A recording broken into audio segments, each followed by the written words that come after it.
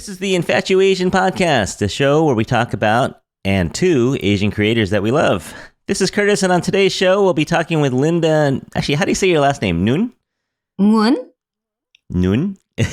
Yeah. But I used to say, like, in my class, like, since I'm young, I used to say Nguon for the French peoples to make it easier. Nguon. Yeah. Okay. So on today's show, we have Linda Nguon. Yeah. And she's the host of the Banh podcast.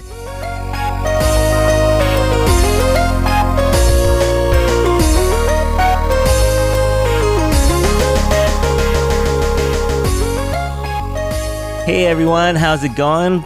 Welcome back to the podcast. Today we are jumping across the pond once again, but this time we're going to Paris. Ooh. Unfortunately, we're on Zoom. We're not actually flying there.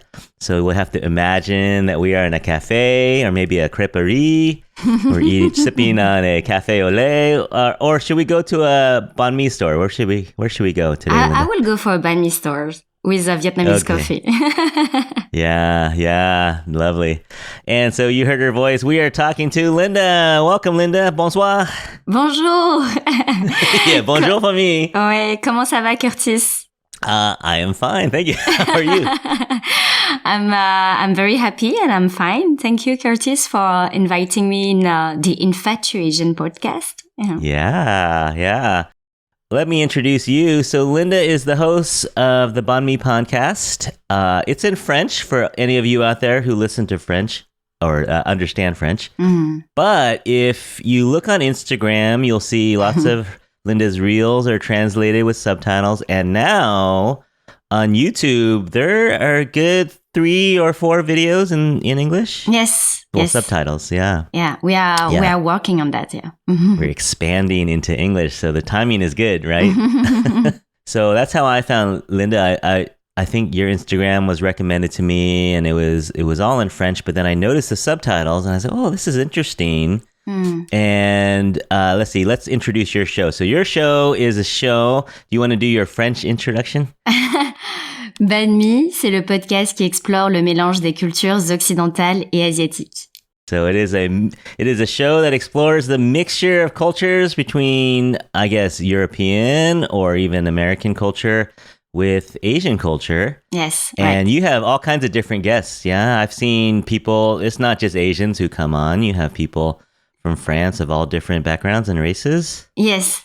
Actually, this is what I wanted to do with Banh Mi podcast is to invite people who has a link with Asia, like passion or identities or like job or whatever, to talk about that and then to go through their stories and then how close they are to the Asian cultures or Asian countries, and that's it. So, for example, I had Andre, who released a book about Vietnam cuisine, and he's not Vietnamese at all. He's very French, but he lived in Vietnam for like 2 or 3 months in an artistic residence, and from there, like. He walked around Ho Chi Minh City, sorry. And and then he discovered so many different dishes, Vietnamese dishes that I didn't know at all. So I rediscover my Vietnamese roots thanks to his book and thanks to what he told me about his journey in Ho Chi Minh City. So, and he learned the language too, Vietnamese. He learned the cuisine. So now he's also cooking. So, you know, like anyone who has a passion or like a link with Asia that can talk about it, it's just welcome to Banh Mi podcast. Yeah. That's beautiful. Yeah, that's neat when you can learn from people who don't even have a background, but they're the love of it, and you can speak the language of food. Yeah, definitely. Yeah. And some of Banh Mi podcast listener told me who has Vietnamese roots, told me that he has a very good accent like Vietnamese accent better than we have. So, so it was quite funny. Yeah. That's funny. Well, let's actually, I want to take one step backwards. I wanted to say hello to a couple listeners out there. Some people have written into us to say hello, and I thought it'd be fun if I'll introduce them to you and you say hello to them, and you can say whatever you like to them in French. Okay. So our first person is my friend Rebecca. So good morning, Rebecca. Bonjour, Rebecca. Thank you for writing in. She writes in a lot to us and lets us know that she's listening, and she says that she really hopes that after we did a podcast with Teddy from Singapore, she said, we have to go to Singapore. She said it's amazing. Yeah. And she was able to go before. Oh, yeah, Yeah, Singapore is amazing. She was able to go before the pandemic, but yeah, I've never been. How long were you in Singapore? I lived in Singapore for, let me think, 2 years. Yeah. Oh, wow. 2 years. Yeah. And yeah, it's incredible. Like, I didn't know about Singapore at all. Before going to Singapore, I didn't even know where it was on the map. And actually, it's a very small, tiny island, but tiny. Yeah. But there's so many mixture of cultures. Like, I mean, like it's everything, everything. And, in terms of food, it's so great to discover, Singaporean food, because it's very rich and diverse. So yeah, I love Singapore. It was my first, it was my baby step in Asia when I started to live in Asia. Yeah. And for me, I can use English, so that's good. Yeah. That's helpful, yeah. So thank you for writing in, Rebecca, as usual. We got a nice Apple Podcast review. So those are very helpful to us to get an Apple Podcast review. And this one, so this person is Rose C., the Haitian Mama. So good morning to you, Rose. How are you? Salut, Rose. Bonjour, Rose. She wrote in and she said, honestly, first time listening, and I really like it. Definitely great stories and so into the topic. I'm definitely coming back for more because it's so interesting. Thank you, Rose. That was really nice of you. Merci, Rose. Yeah, and everyone out there, you too can leave us a review. What that does is it bumps us up in the suggestions. And so if you leave a review or a 5-star rating, then Apple will recommend us to new listeners. And we're always looking for new listeners out there. So thank you for that. And then the last one for today was from my good friend Jonathan. So let's see. What's up, Jonathan? Salut, Jonathan. Comment tu vas? And he sent me the meme. Did you see this, Linda? Let me put this on the screen. Did you see this with Ali Wong and her husband? That they are going to divorce, right? Yeah. Yeah. Wrong Asian. Terrible news. I mean, I don't even know why we need to know this. But then they put the wrong picture. Did you see? They put this picture of... Oh my God. I know. So terrible. Here, say something angry in French. Sacre bleu. Sacre bleu. Actually, we don't say that nowadays. Oh, sorry. You can say, oh merde, putain. I don't know. Yeah, it's so lame, though. It's like they put a picture of Randall Park from the movie, Always Be My Maybe. Yeah. And they put that with the heading that she is splitting up with her husband. So terrible on 2 accounts. So terrible, right? So, come on, people. You can do better than that.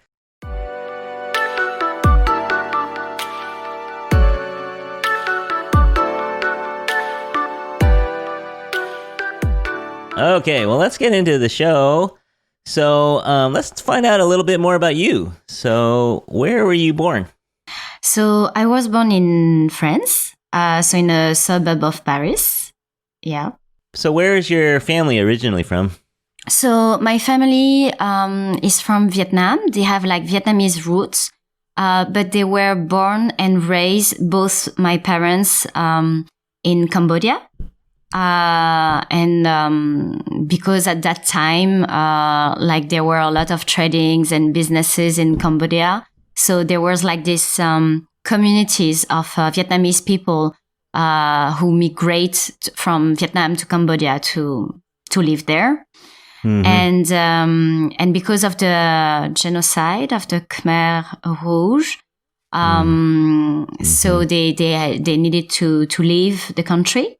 So they come back to Vietnam, and from there they float from Vietnam to France.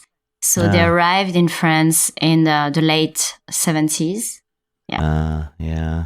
A lot of movement in the 70s and 80s from Southeast Asia. Yeah. So you're born and raised in France. So that was your first language Vietnamese, Cambodian, or French? So my first language, I would say it's French. I think my parents. I grew up in a family where there was like both Vietnamese and a Khmer language. My parents will talk in Khmer together whenever they don't want us to understand. And other than that, it was Vietnamese. But like very early, I was like speaking in French because of school, and So when you're in school, were you one of several Asian kids, or were there very many Asians at all in your school? There were actually like it was because I was raised in a suburb of Paris, and it's quite known to have like a mix of cultures. So you have like Arabic people, Black people, like Portuguese, Polish, French, Asian. So it was I didn't feel that I was different because everybody was different. So so at the end of the day, it was like so common to be whatever you are. So that's very cool. And then when did you leave Paris? You left Paris right after university or after you got a job? Yes. So I left Paris just after my degree. So I did like an internship in a Korean company called Samsung. And then after that, I got my degree, and I left Paris in 2012 for Singapore. And it's just because I always had this thing in me that I want to explore new environments and then going to different places. Like before my degree, I also did an internship in Canada, in Montreal. Oh, wow. So I always wanted to live, but I don't know why, like I couldn't, like stay in place. So, in English, we call that wanderlust. Is there a word in French for that? Wanderlust. I don't know. Yeah. And I think this is what happened to me. So, and this is how I started my 8 years journey living in Asia, starting from Singapore. Are people confused? Like when you first went to South Korea and they found out, oh, we're getting a student from France. And then you show up, were they confused because they looked at your face like, wait, you're from France? Yeah, it always has been confusing for any people in the world. Whenever like somebody asking me like, oh, where do you come from? And I'm saying, the first word I'm saying is I'm French. And they were like, no, you're not French. And I think this is the reason why I started Banh Mi podcast, is because I realized that people get always surprised, even French people, whenever I encounter French people, whenever I'm traveling, they're like, oh, but your French is so good. But I'm like, it's all I speak. And I'm like, I was raised in France, and I think some French people don't really know that there's like Asian communities because they don't have it in their cities, or I don't know. Yeah. And I think this is the essence of why I'm doing Banh Mi podcast, is to show that actually what France has been showing like all these years have been lacking of Asian representations in press, in films, in series, in televisions, and maybe this is the time to show more of these faces and to let them talk and to talk about Asia, to talk about Asian cultures and so on. So yeah, because I'm sure it goes back at least 100 years, right? Yeah, definitely. Like from the Indochine, there was like some Vietnamese people who work for the French, like colon, and then they just switch from Vietnamese identity like to French identity. And I had like one of Banh Mi podcast listener, like a 70 years old lady who told me like she wrote to me by email and then saying, "Oh, thank you for your podcast. It would have been helpful to have this kind of content when I was younger, because when I arrived in France, like my identity card was like I'm a French citizen, but nobody accept me as a French because of my face and because I didn't know how to speak French, but because of my father who switched to French. So she has like a very frustrated how do you say, like life, or like a identity crisis because of that. Yeah. So yeah, and she told like I had her over the phone like for an hour, and then she told me her whole story about this. And so yeah, like the relation for Vietnamese, for instance, it's has been like for, as you say, like more than 100 years. So yeah, easily, yeah. Well, let's talk about your podcast. That was a good segue. So you picked the name of your podcast, the Banh Mi Podcast. How did you come up with that name? Okay, so Banh Mi, for me, it's the typical sandwich that I had since I'm young, since I'm a kid. Because whenever we will go for a weekend, like and get in the car or picnic or whatever, like my mom always make for us like a Banh Mi sandwich. It has been with me like for all this time. And then whenever I was living in Asia, sometimes I will go to Vietnam, to travel to Vietnam. And whenever I go back to the plane, I will stop the taxi to a Banh Mi shop to get my Banh Mi to have it on the plane. Yeah, perfect. It's the perfect food, right? And then and Banh Mi is so popular now. You can find it in different cities in the world, and and it's a mix, like it's the French baguette, like the French people arrived with the baguettes during the colonialism, during Indochine. And then the Vietnamese people just put their ingredients, and Banh Mi was born like this. So it's really like a multicultural dish. And when I was in Hong Kong, I had a friend who told me that I was a Banh Mi. He was like, "Yeah, you're a Banh Mi, Linda. You're French and Vietnamese, so yeah." And I'm like, "Yeah, it's true. I'm a Banh Mi." And have been formed and educated in French education, but inside of me, it's really Vietnamese. Right. So like Asian and westernized culture. I don't know how to say, but it's like a mix. Yeah. Yeah, so, we might call it Asian fusion. yeah, definitely. And I think nowadays, with they like everyone is a Banh Mi, being a mix of something. So it's not only Asian, but I mean, we all, So this is the reason why. And I love food, so that's why. I think food is just like a reason to reunite people together. It's a open door to talk about culture. So yeah.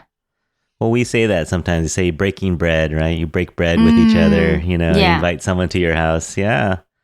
So we were talking a little before this that I think you were surprised that there were not many, if not any other Asian podcasts in French. Yeah, actually there's not many content talking about Asian cultures or there was not a lot of things in France. So it's always like US going first and then France trying to, follow up. But maybe like 2 years late or something like that. Yeah, that surprised me. Yeah, I was surprised. And so how did you get started? You were in Asia in 2019, 2020, or when did you come back to Paris? So I was in Bangkok in Thailand in 2019. I was living there for almost 3 years. I had a great job. I love my job there. But and after 4 years working for this company, I started to feel that I missed something. And sometimes, it's something going into your belly and then you don't understand why. And then you just have to do it. So I just did it. So I leave my apartment in Thailand, going back to France. My idea was to coming back to Europe and to try to live in Portugal. I don't know why I really love Portugal, but first I landed in France, and this is how I stay in France because of COVID hits, and I was in lockdown with my mom. And this is how I started to read, write, and wrote my first blog articles. And I didn't know at that time that I will create a blog later. But this is how I started to write about. Just put your thoughts out there. Yes. And I wrote about my dual culture, about to be a French Vietnamese. How is it? And to wrote about my travels in Asia, like the encounters that I made in Asia and how it nourished and fulfilled me at that time, And after that, I just launched my blog, and I realized that many people can relate on whatever I was writing. Yeah. And then, at that time I was listening a lot to different podcasts, and I really like this format, and I wanted to do one as well. So I just started like this. And I didn't know that I would stay that long in France because no one did. Yeah. Yeah. And actually France was like, everybody will ask me like, oh, Linda, when are you going back to France? And I will say, why should I go back to France? I'm so happy in Asia. And if I'm going back to Europe, I will go to Portugal, never France, And at the end of the day, I'm still here 2 years later. So yeah. No, I think a lot of people did not expect to be here 2 years, 3 years later. But, if you're going to be stuck somewhere, Paris is not the worst place to be. No, it's not the worst place. And actually, being in lockdown with your mom, cooking all day is not the worst place at all. Sure. And then it was, I was so grateful, to be with her during the lockdown, because if I was in Thailand and her in France, I would be worried about her and she would be worried about me. But we were together, and it was the best. I mean, I had a great time in this lockdown, thankfully. So, yeah. Yeah. So you start putting up some episodes, and then you see your listeners climb up, and it gets bigger and bigger, and you get feedback pretty much right away, or did it take a few months? It took a few months, I would say. But when I started the podcast, it was in February 2021.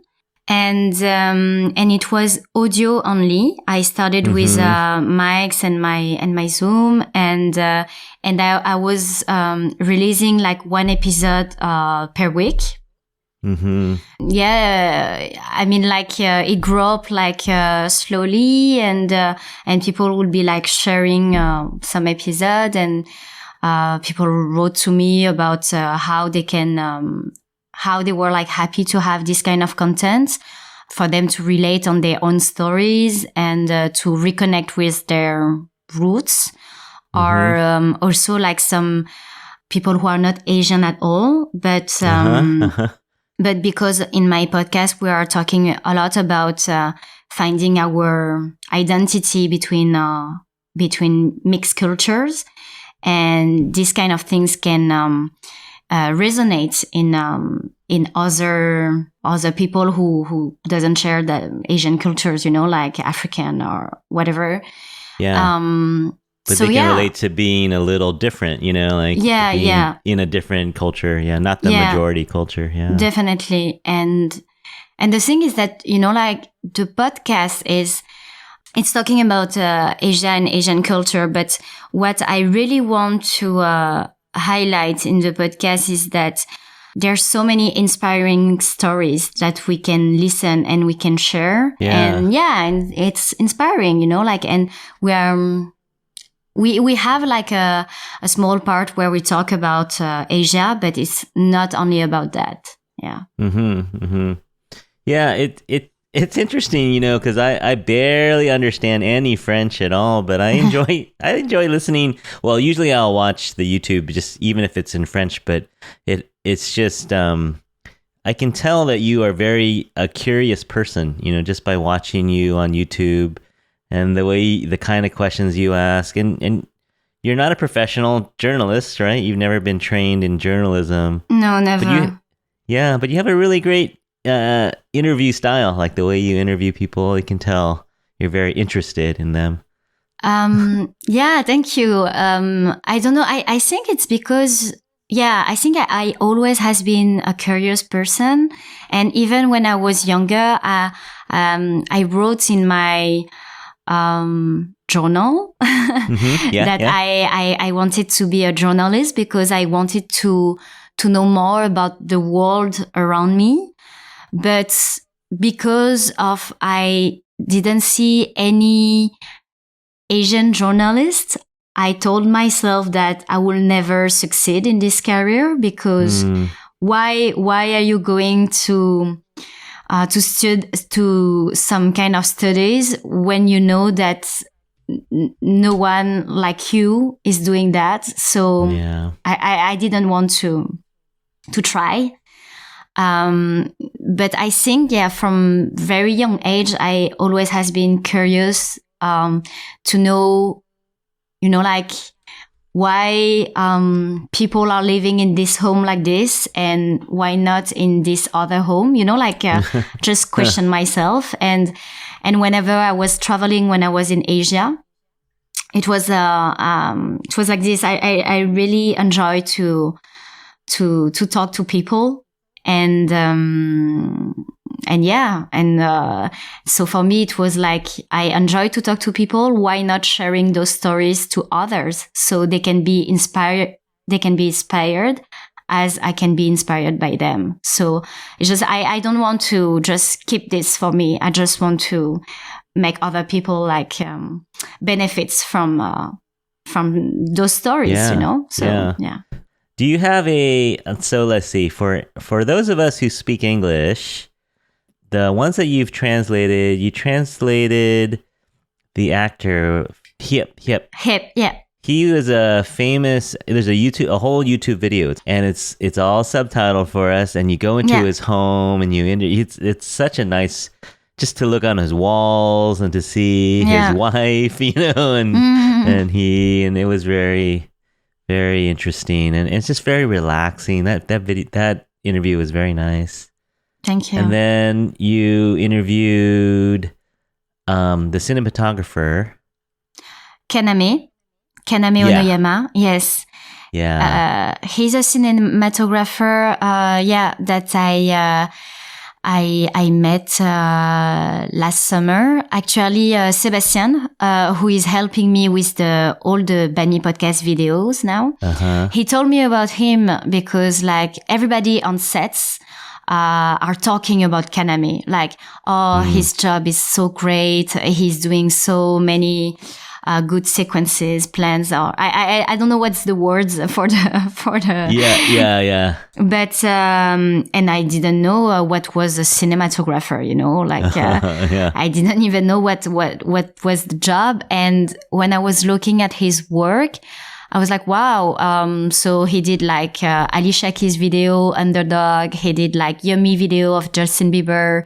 He did Dua Lipa, Don't Break My Heart, and then all his like the way he's filming, the lights and everything was like so cool, so nice. So, and I was like, wow, he's doing a great job. And he did also like a film documentary in his hometown in Japan, in Osaka. And I knew that he was like traveling the world because he has an agent in UK, in the US, but he's based in Paris, and he wanted to see like one of my episodes, and I sent him one of the latest episodes of season 1 of Banh Mi podcast, talking about Asian representations in the French cinema. And he watched it, and straight away he was like, I love it. And then the following afternoon, we were like taking a cafe, Banh Mi, c'est le podcast qui explore le mélange des cultures occidentales et asiatiques. Alors bonjour à tous et bienvenue dans ce nouvel épisode de la saison 2 de Banh Mi Podcast. Pour cette nouvelle saison, on a la chance d'être accompagné et filmé par Sébastien Kong et son équipe, donc Vincent et Mohamed aujourd'hui. Et aujourd'hui, j'ai la chance d'accueillir Kaname Onoyama. Salut Kaname, comment tu vas ? Salut, je vais très bien. Alors Kaname, tu es directeur de la photographie. En anglais, on dit aussi cinematographer. So yeah, and he told me all about his story. He arrived in France at the age of 20, and then he started to be like a cinematographer, like whenever he had like some projects overseas. And then he came back, and then like people knows about him, his work and his job, and he started to be famous in this industry. And in 2021, he was asked to go to UK to be the cinematographer of Top Boy season 2. And then he saw that in UK on the set there were like so many different people, like a diversity, like you have young, not young, or like black or Arabic or Asian or whatever, like so diverse on the sets. And he questioned on his Instagram like, wow, he was amazed about like sets on UK and why it's not like this in France. So he started in France like a collective for diversity and inclusion for the technicians of the cinema, the French cinema. And yeah, he's doing something that nobody did before. Yeah. And it's very, very inspiring. And and it's happening right now. That's amazing. It's like real time, It's yeah. And I can relate a lot with Banh Mi podcast as well, is meaning that I cannot see that in France there was something like this, so I just wanted to create one, So when you see that it's not existing, so probably you can just try to build it. And then people can understand your mission and then help you to build together. And this is what's happening to him, and this is what's happening to Banh Mi podcast. And yeah, I'm very grateful of that. Yeah, that people can believe in what I'm trying to build, And about the crowdfunding, I actually closed season 1 in last year before summer. And I told myself I cannot, stop here. So let's do a season 2 and let's ask the community if they want to build this with me. Yeah. And I launched a crowdfunding in September, and we reached our goal. So it was mainly to support like 3 department, I would say, like 3 person that are very active in Banh Mi, which is like graphic and illustration with Melody. She did the first logo, she did the first illustrations and so on, because every episode that has been released is with an illustration. Yeah. And Marion, who joined me to help me on the social media. And then the last one is the editing video part. And yeah, that's it. So mainly it was like for this 3 person to help. Yeah. So it's kind of become a full-time job a little bit. Not that you're getting paid, but I'm not getting the work. Yeah. It's a full-time job for me. I've never ever worked that much in my life, I think, but I never ever, I think enjoy that much in what I'm doing. So whenever I'm walking, I don't feel that I'm walking because I like it so much. Mm-hmm. But and so now my goal is to see how I can plan like an economy around that, like a model that can be sustainable, and then that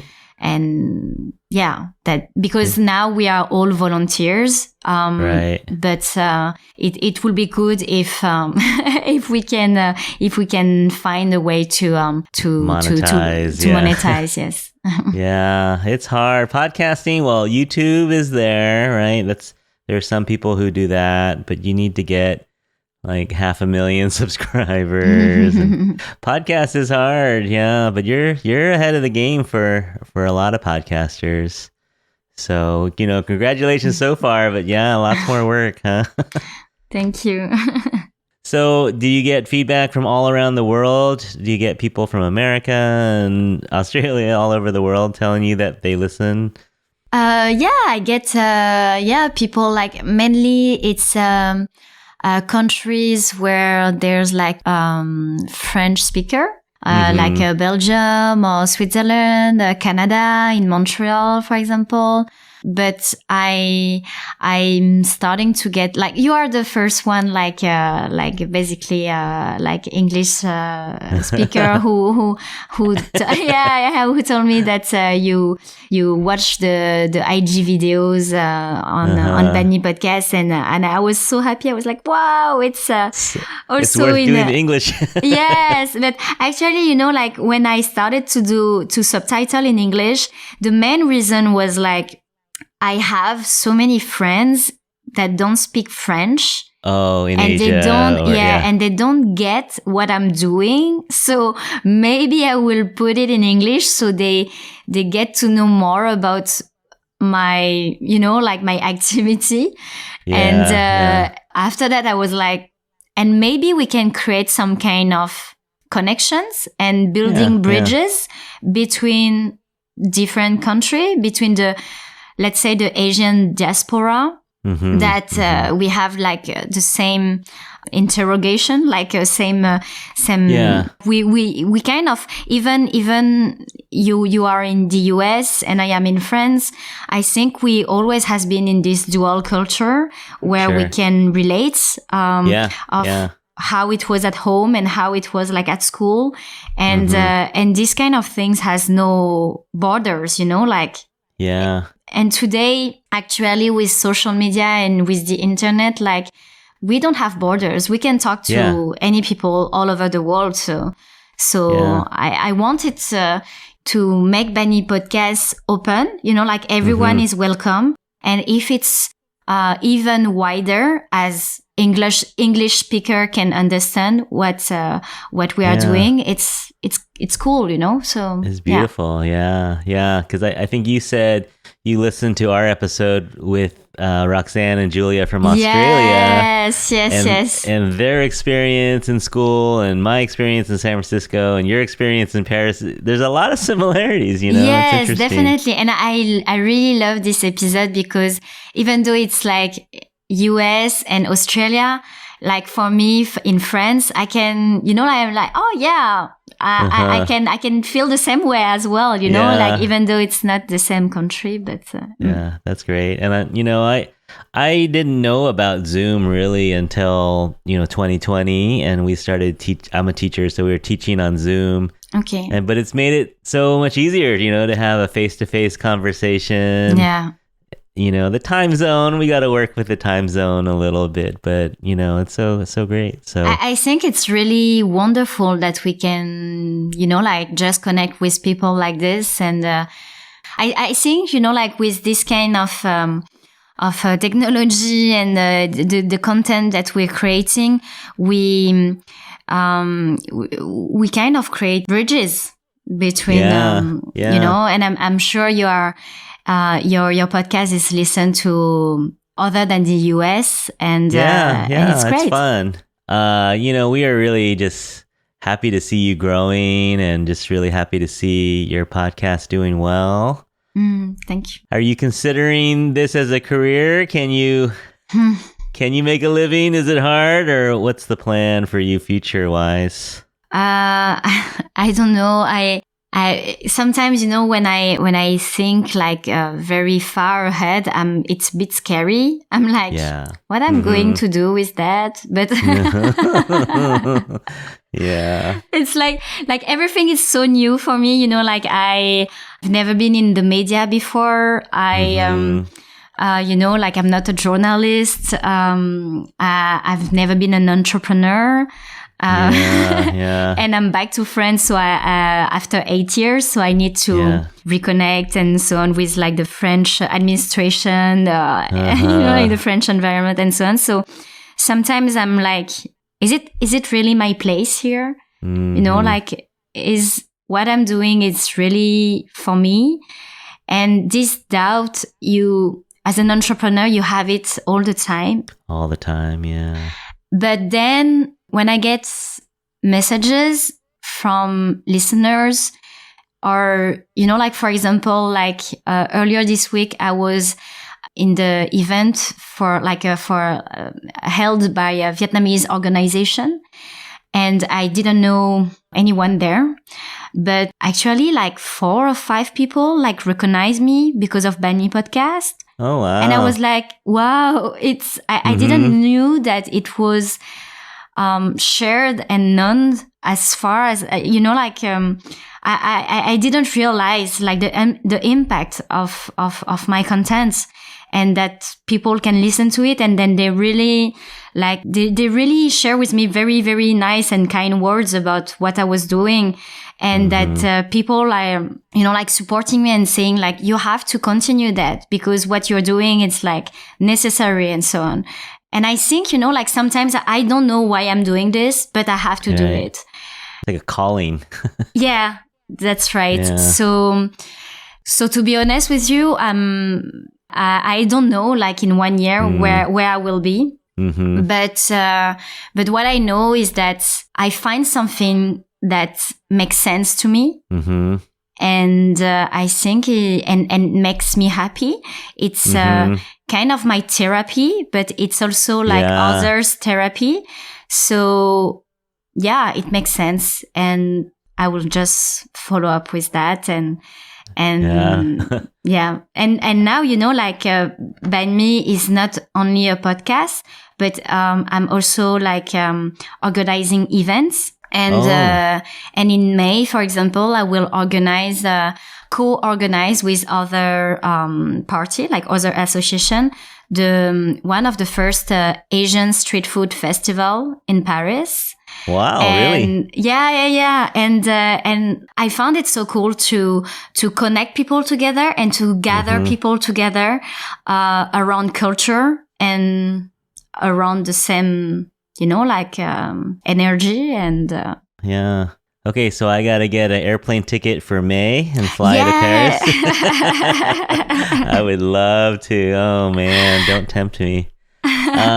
So that's really it's bigger. It's getting bigger than just you now. It's a community. It's a village. Yeah.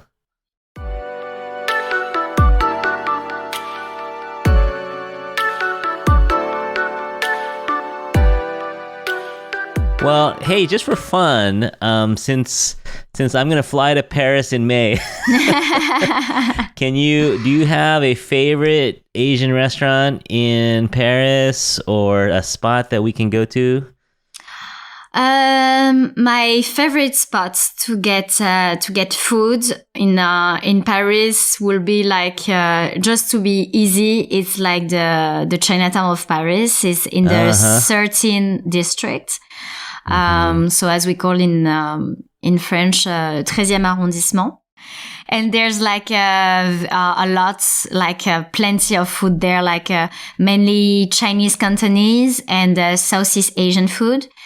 Other than that, there's like more and more banh mi shop in Paris, actually. Yes, even some people who are not doing Asian food, they also like offers banh mi option. So I'm so happy to see like that banh mi is growing and it's going very popular. Like as like boba. as yeah. And boba and banh mi. Perfect. Yeah. That's great. How much does a banh mi cost in Paris? €4 or €5? So in the 13th district, you can have it at €3. Ooh, okay. Yeah, but in a high place, you can have it at 6, 7, €8. Yeah. Right. Okay. All right. I told this story before, but when my wife and I went to Paris for our honeymoon, and for some reason we were walking around and we saw a Chinese restaurant. Yeah. And we were a little bit homesick. We were feeling like, well, we're in Paris, we should have French food. But we saw this restaurant and we decided to go in just because we were craving Asian food. And they spoke Cantonese, and my wife's family is from Hong Kong, so my wife can speak Cantonese, and they were so happy when then they asked us if we spoke Chinese, and my wife started talking to them, and they were so happy to hear Cantonese, and because I guess it's not as common, like Mandarin is more common, or I guess Vietnamese more common. True. So they were so happy, and they just sat down, and we were eating dinner. They came over to talk with us, and, they were just like so happy to have us there. It was kind of fun. That we were in Paris eating Chinese food, speaking Cantonese. So that's our little memory. But yeah, I don't think we went to the Chinatown. And then real quick, you do have an Instagram called Humans of Chinatown. Yes. And it's more of a photography and a storytelling. Yeah. Yeah. Actually, so you have a Chinatown in every city of the world now. And I really wanted to highlight the stories of people who are living in Chinatowns. Like when I was young, my parents had a restaurant, and we always go to Chinatown, so the 13th district, to get, groceries and so on for the restaurants. Every Sunday we'll be like in Chinatown. Yeah. And I always, thought myself, like, why there's so many Asian people there? Why they are like in the same area? and what are the stories? Are there where do they come from? And and so this is the reason why I wanted to start Humans of Chinatown, is because I wanted to get more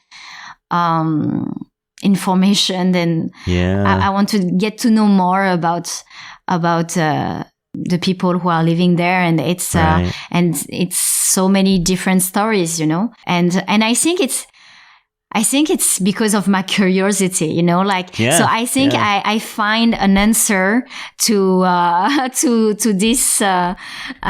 this curiosity with my podcast and with some, photography. Yeah. And this kind of project just to give a reason to talk to people. Yeah. Same. No, I think that's probably the main reason. Like, I get to meet new people like you. I would never have met you if I didn't have this podcast, you know, and there's people that we've talked to that I would never, ever have talked to. It's so fun and so interesting and encouraging. Yeah, and it's a part also of your, you always learn something, like all over the years, you know, like all your life, you're gonna learn and get to know more about life through people, actually, you know, like, and before, when I was living in Asia, I was like, constantly traveling, like, either for my job or either because I'm a traveler, because I like to travel. And people will ask me like, Linda, aren't you sad to not been traveling for the past 2 years? And actually, I am traveling. Even I'm staying in Paris, in France, because talking to different people it's my journey as well. It's kind of building me, like constantly building me and get constantly inspired. Yeah.